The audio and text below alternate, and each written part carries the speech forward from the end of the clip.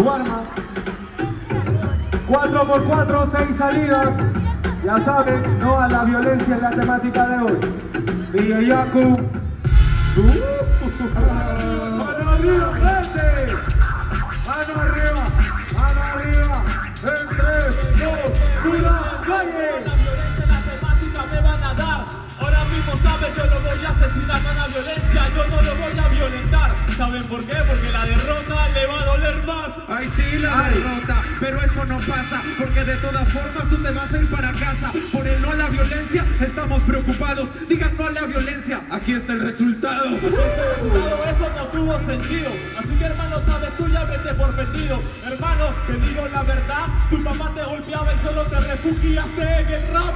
No, mira, sabes que no eres coherente. Aparte de eso, en tus versos nada congruente. Enzo es muy deficiente. Yo le digo no a la violencia y por eso te golpeo verbalmente. Sabes que yo llego para el cielo. Él es Zeus, autoestima, yo la dejo para el suelo. Es una violencia, pero te gano el duelo. Es comparar a Batista con Jonathan Marcelo.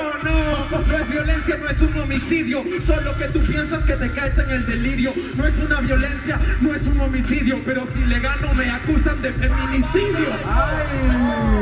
mejor. Sabes que te mata el estilo improvisación. Feminicidio ahora me habla de ser que yo hetero. Esto no es violencia, pero esto es violencia de género. Pero es lo mismo que yo he dicho, ¿no lo entiendes? Eres tan poco demente que ni siquiera comprendes. Es mejor que te sientes. Y como es un no a la violencia, te lo digo amablemente. Amablemente, lo siento. Tú sabes que Leo hoy en día yo lo reviento. No a la violencia, pero lo lamento. Sufrirás el bullying que te harán en tu departamento. Que me da en mi departamento. Yo vengo de Trujillo para causarte lamento. Dime cómo te sientes y cómo me siento. Que siendo de otra zona en tu ciudad yo te reviento.